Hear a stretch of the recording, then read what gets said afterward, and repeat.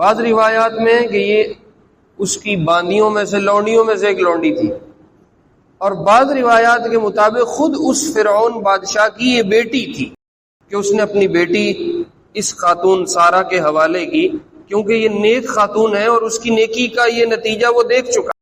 یہ جو خاتون سارہ کو ملی ہیں ان کا نام ہے ہاجرہ، جو ہم اماں ہاجرہ کہتے ہیں، اماں ہاجرہ، اماں ہاجرہ، یہ وہ خاتون ہیں جو اماں ہاجرہ ہیں۔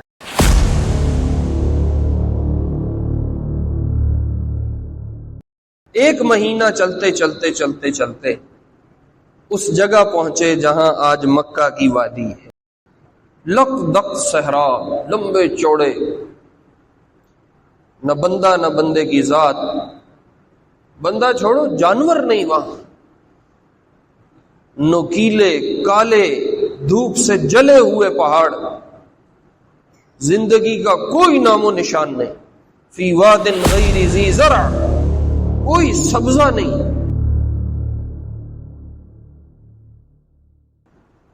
جب بچہ چھوٹا ہوتا ہے نا گود میں اور اس کو کوئی ہوش نہیں ہوتی تو اس سے اٹیچمنٹ اتنی زیادہ نہیں ہوتی ماں باپ کو، وجہ یہ ہے کہ نہ وہ بولتا ہے، نہ وہ اپنا کوئی اظہار کر سکتا ہے، نہ وہ آپ کے خوش ہونے پہ خوش ہو سکتا ہے، نہ آپ کے کھلانے پہ وہ کھیل سکتا ہے، اس کو تو ابھی پتہ ہی کچھ نہیں۔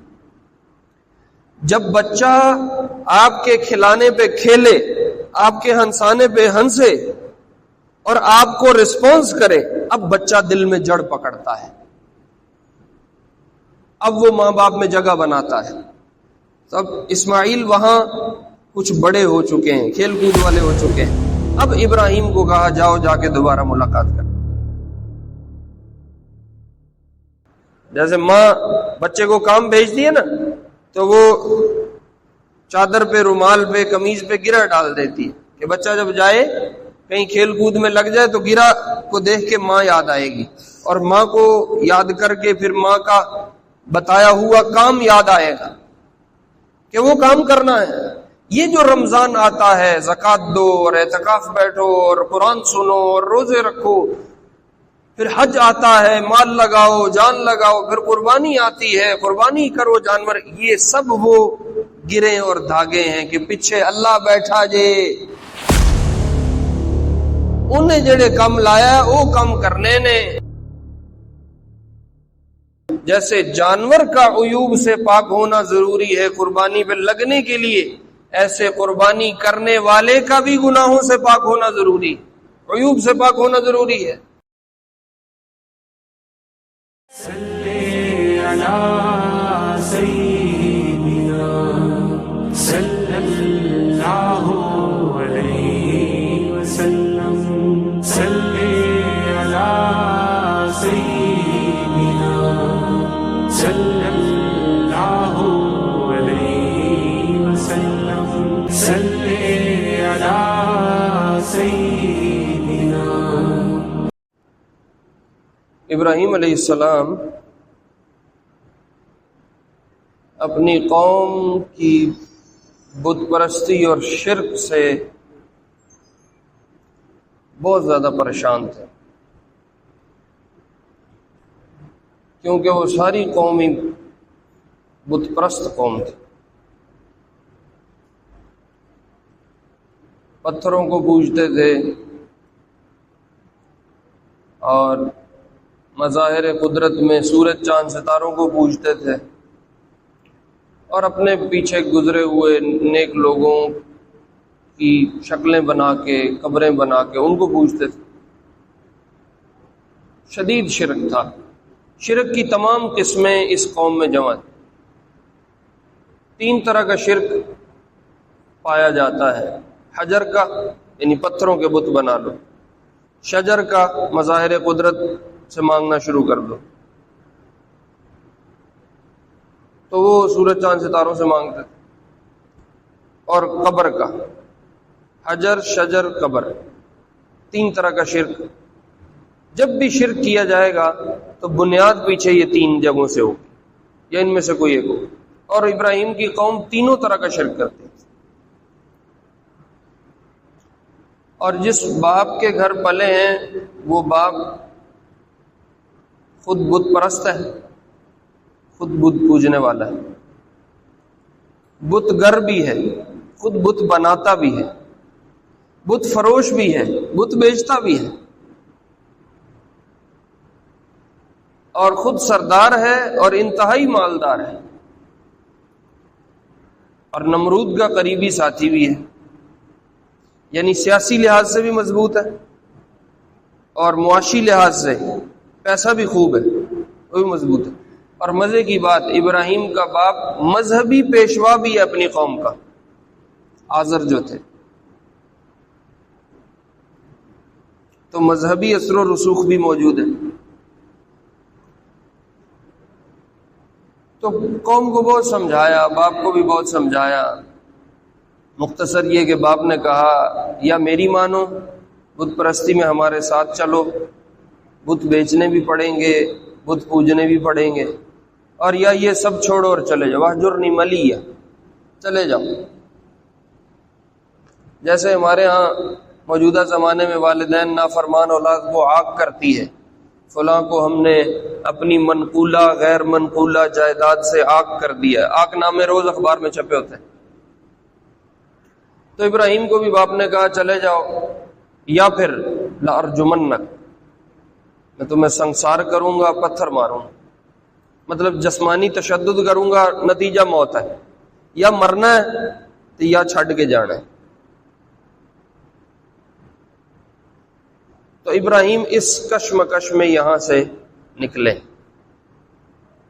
پیچھے وہ قصہ بھی ہو چکا ہے، قوم میلے پہ گئی، انہوں نے بتوں کو توڑا اور وہ ہتھوڑا یا کلہاڑا بڑے بت کے کندھے پہ رکھ دیا، پھر قوم واپس آئی، پھر ابراہیم کو بلایا گیا، پھر وہ ساری ایک پورا مکالمہ ہوا۔ ابراہیم نے پھر بھی سمجھایا قوم کو کہ یہ کچھ نہیں کر سکتے، میری مان لو۔ لیکن جو مشرک ہوتا ہے نا، وہ اپنے شرک میں اندھا ہوتا ہے، وہ سمجھنے کے موڈ میں ہی نہیں ہوتا۔ جیسے ہسپتالوں میں مختلف طرح کے شعبے بنے ہوئے، تو ہر شعبہ اپنے لیے زندگی مانگتا ہے۔ گردے کے مریض بھی کہہ رہے ہیں یا اللہ ہم ٹھیک ہو جائیں، دل والے بھی کہہ رہے ہیں یا اللہ ہم ٹھیک ہو جائیں، اور آنکھوں والے بھی کہہ رہے ہیں یا اللہ ہم ٹھیک ہو جائیں، ہڈیوں والے بھی کہہ رہے ہیں یا اللہ ہم ٹھیک ہو جائیں۔ ہر شعبے کا مریض شفا مانگ رہا ہے۔ ایک شعبہ ہوتا ہے نفسیاتی، سائیکی والوں کا، وہاں کے مریض اپنے آپ کو مارنے میں پڑے ہوئے ہوتے ہیں، وہ کدی اتوں چھال مار دیں گے، کدی کچھ پٹھا سیدھا کھا لیں گے۔ تو جو مشرک ہوتا ہے نا، اس کی مثال عام گناہوں کی نسبت یہی ہے کہ عام گناہ پھر توبہ پہ لے آتے ہیں، کہیں نہ کہیں بندے کو شرمندگی ہوتی ہے، بندہ کہتا ہے یار توبہ کرنی چاہیے، میں اللہ کی نافرمان۔ مشرک اپنی شرک میں بڑا مخلص ہو کے وہ اپنی طرف سے صحیح کام کر رہا ہوتا ہے، لہذا توبہ کی توفیق والی تو شکل ہی کوئی نہیں، توبہ کی تو سوچ ہی نہیں آتی نا۔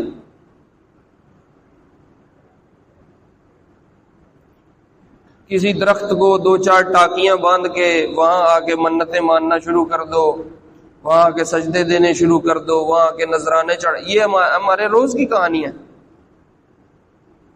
تو اب وہ عقلاً پاگل نہیں، ان کو نظر آتا ہے یہ درخت ہے اور اس درخت سے کچھ بھی نہیں ہو سکتا، لیکن دماغ ایسا گھومتا ہے کہ وہ اسی کو ٹھیک سمجھ بیٹھ۔ بہرحال قوم نے وہ کہاں سمجھنا تھا، انہوں نے اللہ کی طرف سے دن پھرے ہوئے ہوں، فیصلے بدل جائیں تو اور بات ہے، ورنہ مشرک شرک نہیں چھوڑتا۔ تو ابراہیم یہاں سے نکل گئے، جب نکلے ہیں تو اس وقت دو لوگ ایمان لائے ہیں، ایک لوط جو بھتیجے ہیں یا بھانجے ہیں، اور ایک بیگم سارا ان کا نام ہے۔ ان کا جو علاقہ ہے وہ بابل شہر ہے، یہ بغداد کے آگے پیچھے، یہ جو موجودہ ہماری ملکوں کی تقسیم ہے اس میں عراق میں یہ شہر بنتا ہے، جو ہمارا عراق ملک ہے آج کل، اس میں اس شہر کا محل وقوع آتا ہے جو بابل شہر ہے، جہاں ابراہیم بچپن سے جوان ہوئے، بڑے ہوئے، نبوت ملی، محنت کی، کام کیا، یہ بابل شہر ہے۔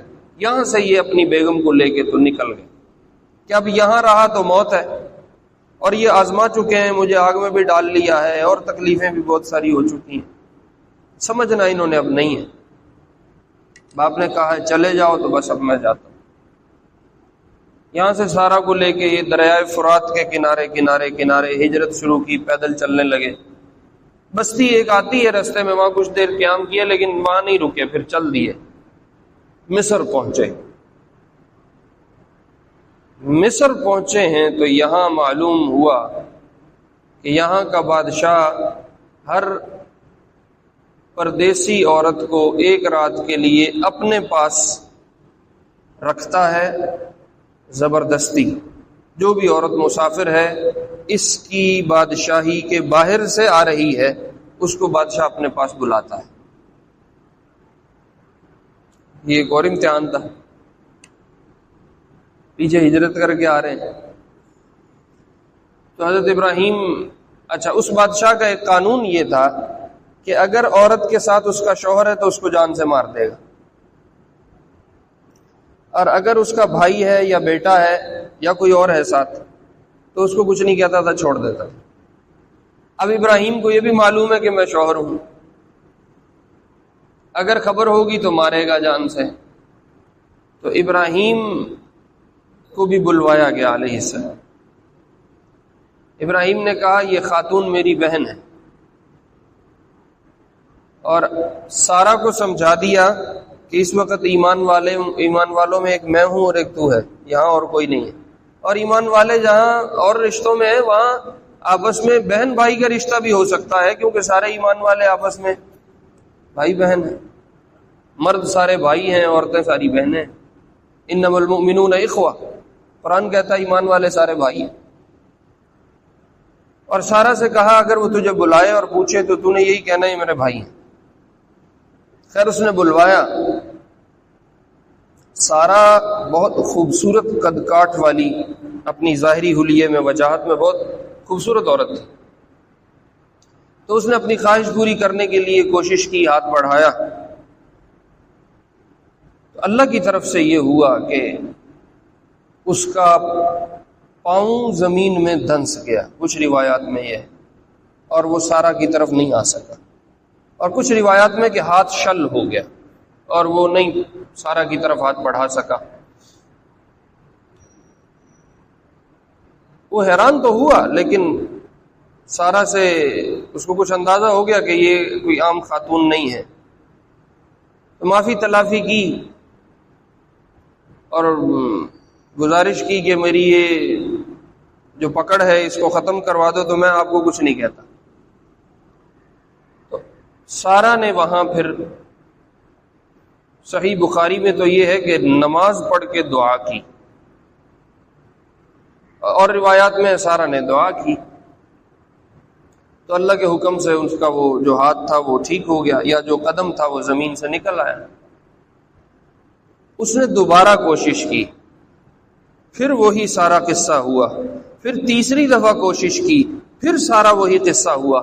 چوتھی دفعہ میں وہ کہنے لگا کہ اب میں تمہیں حلف دیتا ہوں کہ اب میں تمہاری طرف ہاتھ نہیں بڑھاؤں گا، اور چونکہ تم مسافر ہو تو میں تمہیں مال بھی دوں گا اور تمہارا بہت سارا تعاون بھی کروں گا، اور تمہیں کچھ نہیں کہوں گا، تمہاری جان چھوڑ دوں۔ اس پہ سارا نے جب دعا کی تو وہ ٹھیک ہوا۔ پھر اس نے بہت سارا مال بھی دیا، اونٹ دیے، بکریاں وغیرہ دی، پیسہ بھی دیا، سونا چاندی، اور ساتھ ایک خاتون کو بطور باندی کے، بطور لونڈی کے، بطور خادمہ کے، وہ بھی سارا کو ہدیہ دی، یا سارا کو گفٹ کی، یا سارا کو ہبہ کی۔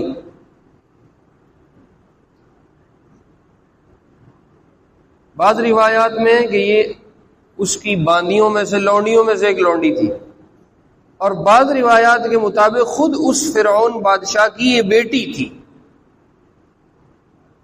کہ اس نے اپنی بیٹی اس خاتون سارا کے حوالے کی، کیونکہ یہ نیک خاتون ہے اور اس کی نیکی کا یہ نتیجہ وہ دیکھ چکا ہے۔ یہ جو خاتون سارا کو ملی ہیں، ان کا نام ہے ہاجرہ، جو ہم اماں ہاجرہ کہتے ہیں، اماں ہاجرہ، اماں ہاجرہ۔ یہ وہ خاتون ہیں جو اماں ہاجرہ ہیں۔ سارا نے یہ لونڈی ابراہیم کو اپنے خامند کو ہدیہ کر دی کہ یہ آپ کی خدمت کرے گی. اس زمانے میں غلاموں کا لین دین اور یہ ہدیہ دینا، تحفے میں دینا، یہ چلتا تھا.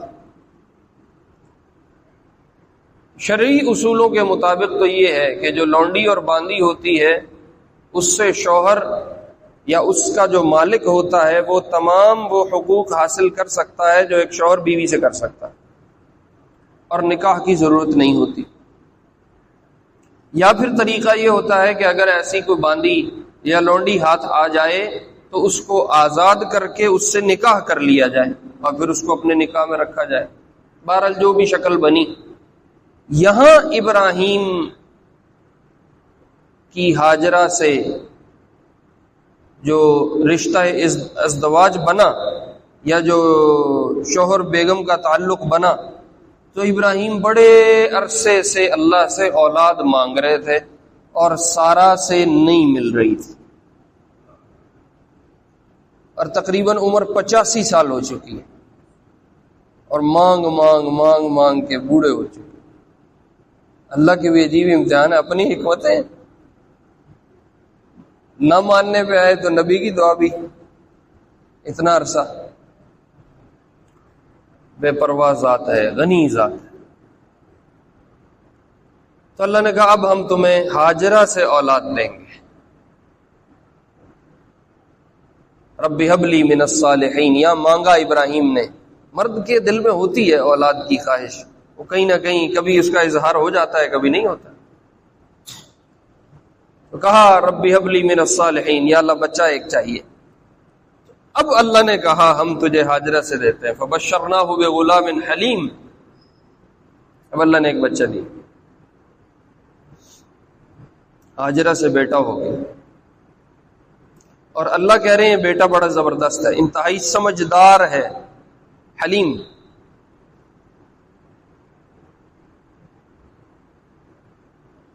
اب اللہ کا امتحان ہے.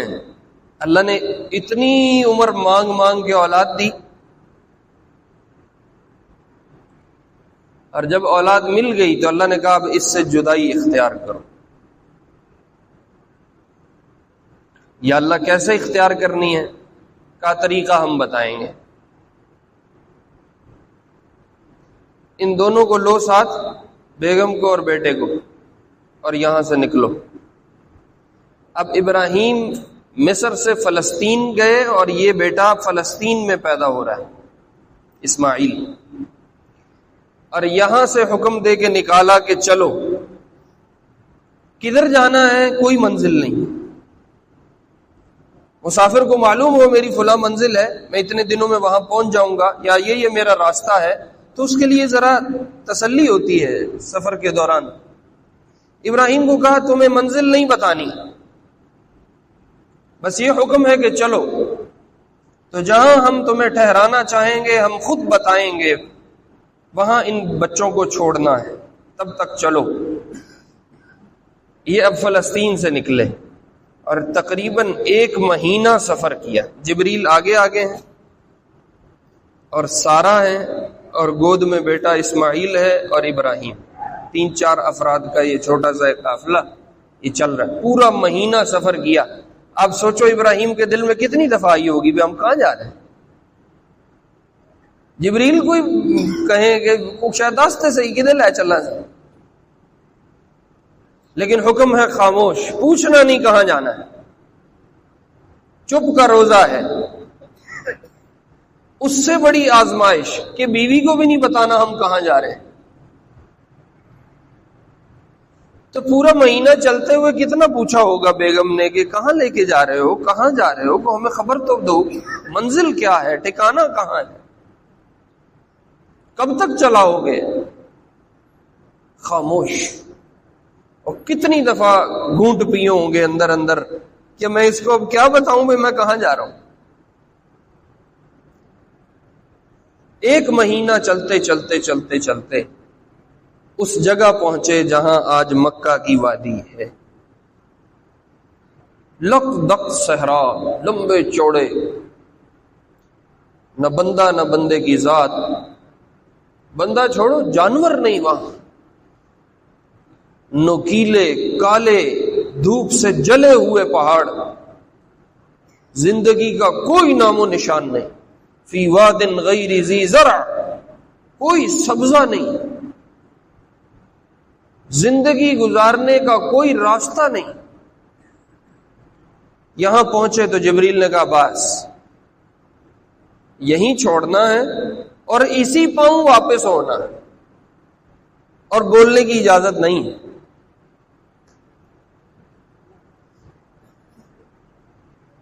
اللہ اکبر، چھوڑا، واپس ہوئے۔ وہ اما ہاجرہ کہاں رکنے والی ہیں؟ آپ تھوڑی دیر کے لیے تصور کرو اپنے بچوں پہ، یا میں اپنے بچوں پہ، یا ایک باپ اپنے بچوں کو کہیں سفر پہ بھیجنا ہو 2-4 گھنٹے کے لیے، تو بندہ 100 دفعہ فون کرتا ہے، کہاں پہنچے ہو، کیا حال ہے، کوئی مسئلہ تو نہیں بنا، کوئی پریشانی تو نہیں ہوئی۔ تو بطور باپ ایک انسان ہے نا، دل تو ان کا بھی ہے، لوہے کے تھوڑی بنے ہیں۔ تو واپس ہوئے، وہ بھی نہیں ٹھہری، وہ بھی پیچھے ساتھ چل پڑی۔ کہاں جا رہے ہو، کدھر جا رہے ہو، ہمیں کس کے حوالے کر کے جا رہے ہو، ہم یہاں کہاں ٹھہریں گے، یہاں ہمارے پاس کوئی بھی نہیں ہے، یہاں زندگی کیسے گزرے گی؟ 100 سوال بیگم کر سکتی ہے، اور یقیناً کیے، اور اس پہ ابراہیم خاموش۔ آپ دیکھو کتنی دل پہ کتنے پتھر رکھے ہوں گے، قربانی دیکھو آپ، آزمائش دیکھو آپ۔ تسلی کا ایک بولی بڑی چیز ہے۔ مریض کو کہہ دو آپ ٹھیک ہو جاؤ گے، وہ آدھا ٹھیک ہو جاتا ہے، تو تسلی بھی نہیں دینی، جواب بھی نہیں دینا۔ ابراہیم کو کہا واپس، یہ واپس ہوئے۔ تو ایک جگہ آتی ہے، مکہ سے نکلو تو جگہ کا نام ہے قدئی۔ میں نے وہ جگہ دیکھی ہے، سعودی حکومت نے وہاں اب ایک بس اڈا بنایا ہوا ہے، قدئی۔ اب تو وہ انہوں نے جب وہ تعمیرات کی ہیں تو وہ پورا پہاڑی وہاں سے ختم کر دیا ہے۔ کافی اونچا پہاڑ تھا، بہت اونچا تو نہیں تھا لیکن ٹیلے سے ذرا اونچا پہاڑ تھا۔ یہاں ابراہیم پہنچے، اما ہاجرہ ساتھ ساتھ ہیں۔ کہاں جا رہے ہو، کدھر چھوڑ کے جا رہے ہو، کس کے حوالے کر کے جا رہے ہو، ہم یہاں کیسے رہیں گے؟ سوالات چل رہے ہیں اور ابراہیم خاموش، چل رہے ہیں۔ اب وہ کوئی 3 کلومیٹر کا فاصلہ ہوگا، اب وہ سرنگیں بن گئی ہیں۔ اس زمانے میں جو کتابوں سے ملتا ہے وہ 3 میل کا فاصلہ، تقریباً 5-7 کلومیٹر بنتا ہے۔ یہ 5-7 کلومیٹر بیگم پوچھ رہی کہاں جا رہے ہو، کدھر جا رہے ہو، کس کے پاس چھوڑ کے جا رہے ہو، ہمارا کیا بنے گا؟ اور 5-7 کلومیٹر ابراہیم پیدل چلتے ہوئے، یا سواری پہ ہوں گے، دونوں سواری پہ ہوں گے، خاموش سنتے جا رہے ہیں اور پیتے جا رہے ہیں اور گھونٹ بھرتے جا رہے ہیں۔ قدئی پہنچ کے اللہ نے سارا کے دل میں ڈالی، اللہ امرک، ابراہیم کہیں اللہ نے حکم تو نہیں دیا ہمیں چھوڑنے کا؟ یہ پیچھے بھی آ سکتا تھا دل میں، اللہ نے ڈالی نا، تو یہ پہلے بھی تو اللہ ڈال سکتے تھے، لیکن ابراہیم کی آزمائش چاہیے، ابراہیم کا امتحان لینا ہے۔ تو اب بول تو سکتے نہیں، خاموشی ہے، پابندی ہے، تو ہاں میں سر ہلایا کہ ہاں مجھے اللہ نے حکم دیا ہے۔ یہاں ایک نئی ہاجرہ پیدا ہوئی، یہاں ایک نیا جنم لیا ہاجرہ نے، چونکہ نبی کی بیگم ہے، نبی کی صحبت میں رہتے ہوئے تربیت تو ہوتی ہے۔ ایک عام بزرگ اللہ والے کی صحبت میں رہو، اس سے بہت کچھ بندہ سیکھتا ہے، تو نبی کی صحبت تو بہت بڑی چیز ہے۔ اب سارا یہ سیکھ چکی ہیں کہ اللہ کے معاملے میں یہ سب کچھ چھوڑ سکتا ہے، یہ بیوی بچے بھی چھوڑ سکتا ہے، اللہ کو نہیں چھوڑ سکتا۔ تو سارا نے کہا اللہ نے حکم دیا ہے، تو یہاں سر ہلایا کہ ہاں مجھے اللہ نے حکم دیا۔ تو سارا نے کہا اذن لن یضیعنا اللہ، ہاں اگر اللہ نے حکم دیا ہے تو اللہ ہمیں ضائع نہیں کرے گا، جاؤ چلو۔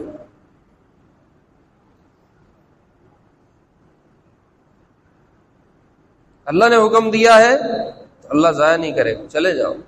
اب یہ واپس ہوئے،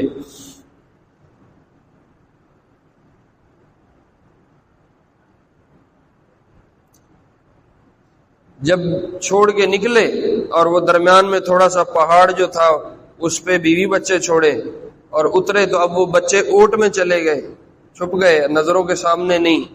تو یہاں اترتے ہوئے کہیں ابراہیم نے کھڑے ہو کے اللہ سے دعا کی، ربنا انی اسکنت من ذریتی بواد غیر ذی زرع عند بیتک المحرم.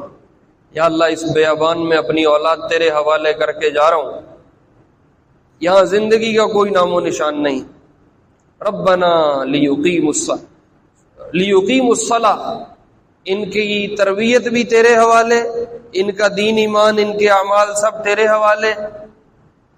فاجعل افئدۃ من الناس تہوی الیہم، اب تو مخلوق کے دل ان کی طرف مائل کر کہ مخلوق ان کے پاس چل کے آئے اور ان کا یہاں دل لگ جائے. پھر اللہ نے کیسا مخلوق کا دل پھیرا مکے کو، لوگ کی کمیٹیاں پاندے نے مکے جان واسطے.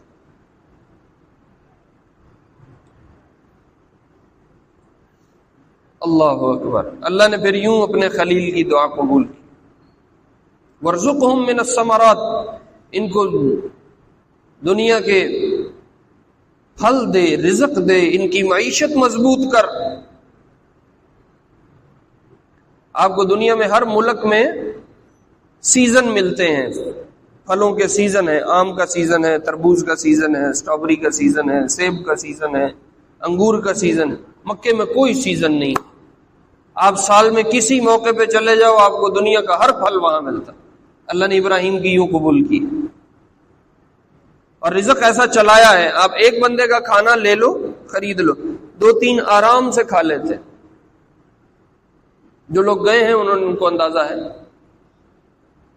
وارزقہم من الثمرات.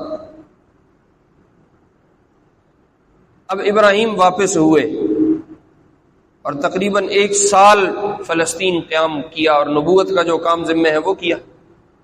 سال بعد کہا اب جاؤ مل کے آؤ.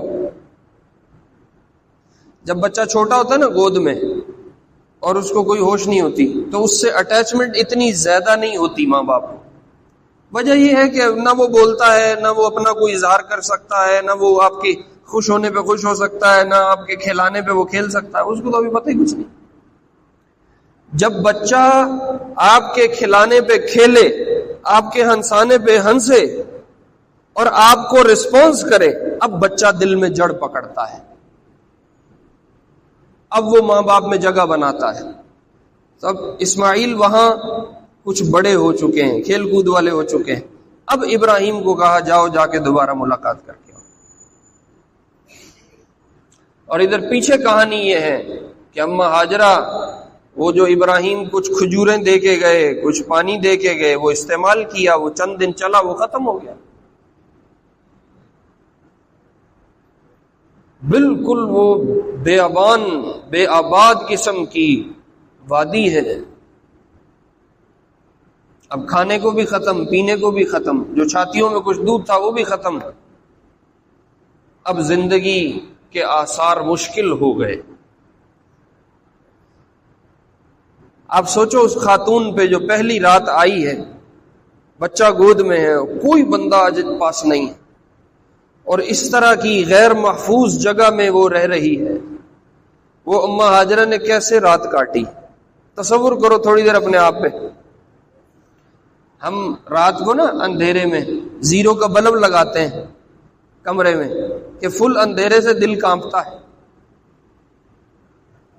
کالے پہاڑ ہیں اور اکیلی جان ہے اور بیٹا گود میں، اور اگلے دن جو گرمی نے جو اپنے وہاں رنگ دکھائے، سورج جو جھاگ چھوڑتا ہوا نکلا اور وہاں کوئی شے نہیں سر چھپانے کی، کوئی چھاؤں نہیں ہے جس کے نیچے بندہ تھوڑی دیر سستا لے.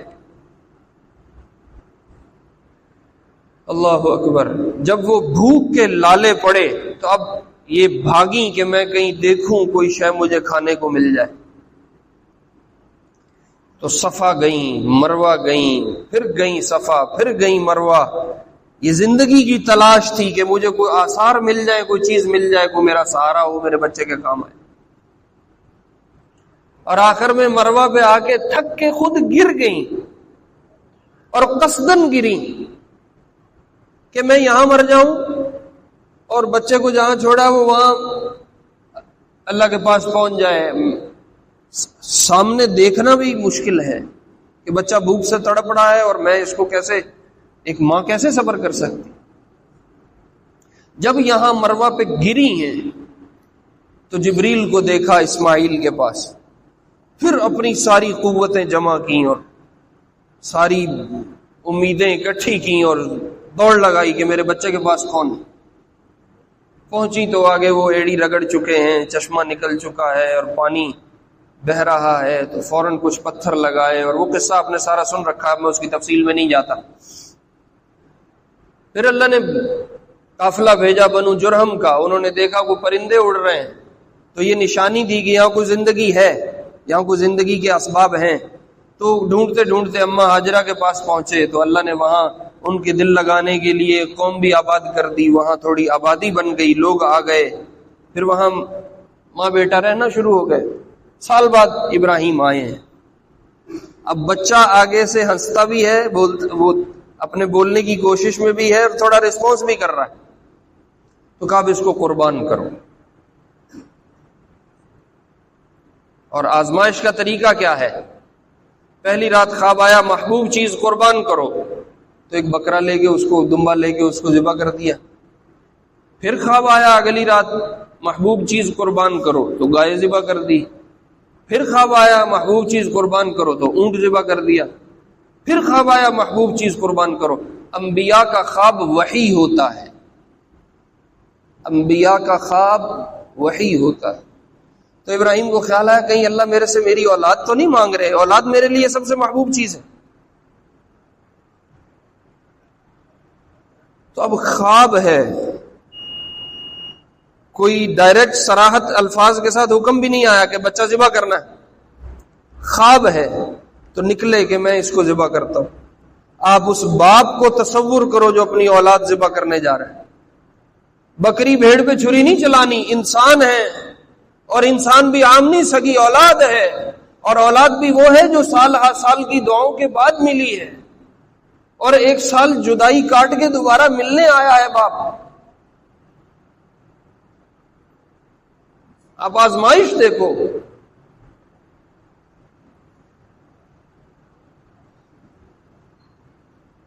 لے کے گئے، وہ تو اللہ نے کرم کیا، وہ دمبا اتار دیا اور اسماعیل کو ہٹا لیا. اور وہ آپ نے سارا قصہ سنا کہ میں تو یہ بیان بھی نہیں کر، میرے پاس تو الفاظ ہی نہیں ہے یہ اس قصے کو بیان کرنے. بطور باپ ہونے کے آپ سوچو اپنی اولاد پہ، میں تو اس کو بیان نہیں کر سکتا، اس کا تو اظہار ہی ناممکن ہے.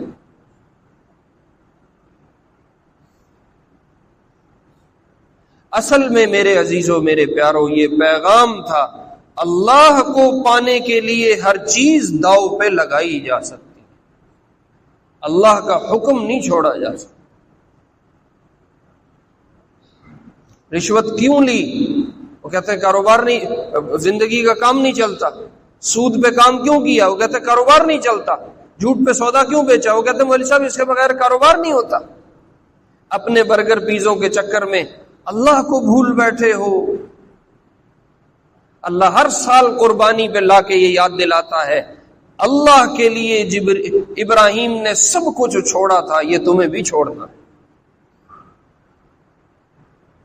جیسے ماں بچے کو کام بھیجتی ہے نا تو وہ چادر پہ، رومال پہ، قمیض پہ گرہ ڈال دیتی ہے کہ بچہ جب جائے کہیں کھیل کود میں لگ جائے تو گرہ کو دیکھ کے ماں یاد آئے گی، اور ماں کو یاد کر کے پھر ماں کا بتایا ہوا کام یاد آئے گا کہ وہ کام کرنا ہے. یہ جو رمضان آتا ہے، زکوٰۃ دو اور اعتکاف بیٹھو اور قرآن سنو اور روزے رکھو، پھر حج آتا ہے، مال لگاؤ، جان لگاؤ، پھر قربانی آتی ہے، قربانی کرو جانور. یہ سب وہ گرے اور دھاگے ہیں کہ پیچھے اللہ بیٹھا جے، انہیں جڑے کم لایا وہ کم کرنے نے.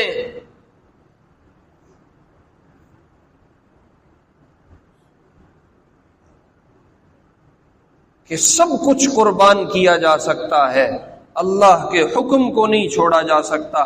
وہ جو وعدہ ابراہیم نے کیا تھا اذ قال له ربه اسلم، کہ میری ماننی ہوگی، قال اسلمت لرب العالمین، ابراہیم نے اس وعدے کو پھر پورا کیا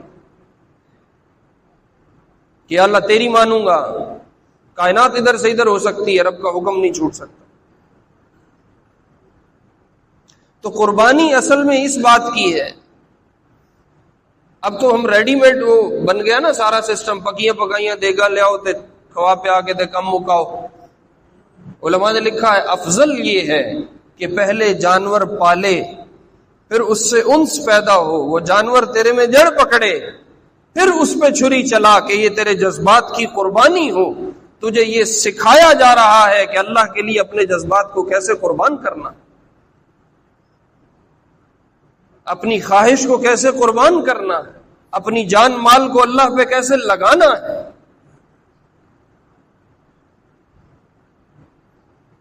اور ایک چھوٹی سی بات اور عرض کر دوں، پھر سنتیں پڑھتے ہیں۔ جیسے جانور کا عیوب سے پاک ہونا ضروری ہے قربانی پہ لگنے کے لیے، کہ جانور عیوب سے پاک ہو۔ ہم سے ہفتہ ہو گیا، 2 ہفتے ہو گئے، سیزن آ گیا نا، تو اب لوگ مسئلے پوچھ رہے ہیں، جی فلاں کی آنکھ خراب ہے، فلاں جانور کا کان کٹا ہوا ہے، فلاں کی دم کٹی ہوئی ہے، فلاں کا یہ مسئلہ ہے، فلاں کا۔ ہم جانور کو چیک کرتے ہیں کہ یہ عیوب سے پاک ہو تاکہ قربانی لگ سکے۔ تو میں آپ سے عرض کر رہا ہوں، جیسے جانور کا عیوب سے پاک ہونا ضروری ہے قربانی پہ لگنے کے لیے، ایسے قربانی کرنے والے کا بھی گناہوں سے پاک ہونا ضروری، عیوب سے پاک ہونا ضروری ہے۔ سارا سال عیاشی بدماشی وہی چل رہی ہے، رشوت نہیں چھوڑتا، سود نہیں چھوڑتا، 2 نمبری نہیں چھوڑتا، جھوٹ فریب فراڈ نہیں چھوڑتا، اور سال بعد جانور قربان کر کے کہتا ہے میں اتنا وڈا جانور ہوں۔ تو وہ قربانی بچیاں دا کھیڈ بن گئی، آگے آگے جانور جا رہا ہے، پیچھے پیچھے ڈھول چل رہا ہے، وہ کہتے ہیں چودھری صاحب دا ڈنگر اینے من دا، اینے کلو دا، فلانے رنگ دا، وہ دے کن لمے نے، وہ دے سنگ وڈے نے۔ اب تو ہم یہ کھیل کھیل رہے ہیں سارے۔ وہ جو قربانی پیچھے مقصود تھی، وہ جو یاد دہانی مقصود تھی، وہ تو کہیں گم ہو گئی۔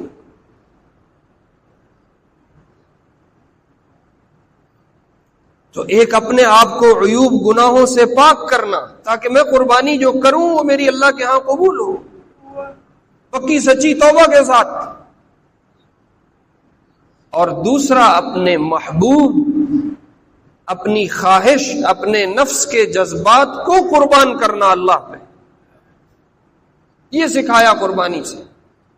یہ وہ قربانی ہے جو مقصود ہے، جو مطلوب ہے، جس کی ڈیمانڈ اللہ نے کی۔ یہ سبق یاد کرنا ہے کہ اللہ کو نہیں چھوڑا جا سکتا، اللہ کے مقابلے میں سب کچھ چھوڑا جا سکتا۔ اللہ کے مقابلے میں مال آئے گا پرواہ نہیں، جان آئے گی پرواہ نہیں، اولاد آئے گی پرواہ نہیں۔ اب لوگ 2 نمبر سودا کیوں بیچ رہے ہیں؟ وہ کہتے ہیں جی بچوں دی روٹی پوری کرنی، جھوٹی قسمیں کھا کے، 2 نمبر مہرے لگا کے، فیصل آباد کے کپڑے کو جاپان کا کپڑا بتا کے، ترازو کا تول خراب ہے، زبان کے بول خراب ہیں، ساتھ ساتھ وہ نمازی بھی ہے، ساتھ ساتھ وہ تہجد گزار بھی ہے، ساتھ ساتھ وہ ہر سال قربانی بھی۔ چونکہ اب وہ قربانی سے جو مقصود تھا وہ نظر کے سامنے نہیں، تو اس لیے کئی قربانیاں کر لیں، طبیعت پہ کوئی اثر نہیں، کئی عمرے کر لیے، کوئی اثر نہیں۔ اللہ نے دوڑایا کہ دوڑو، یہاں میری بندی دوڑی تھی۔ کسی حاجی کی کا عمرہ یا حج اس کا مکمل نہیں ہوتا جب تک وہ حاجرہ والی سنت کو پورا نہ کر لے۔ اللہ نے پتھر مروائے کہ مارو، یہاں میرے خلیل ابراہیم نے مارے تھے۔ اب وہ کئی عمرے کر چکا ہے لیکن دل پہ کوئی کیفیت نہیں۔ وجہ کیا ہے؟ کہ وہ کھیل بن گیا ہے۔ تو ان اعمال سے مقصود یاد دہانی ہے کہ وہ پیچھے اللہ بیٹھا ہے، انہیں کچھ آکھیا منن واسطے کچھ حکم دیتے نو پورے کرنے۔ اللہ رب العزت ہمیں کہے سنے پہ عمل کی توفیق نصیب فرمائے۔ سنت صلی علی سیدنا صلی اللہ علیہ وسلم، صلی علی سیدنا صلی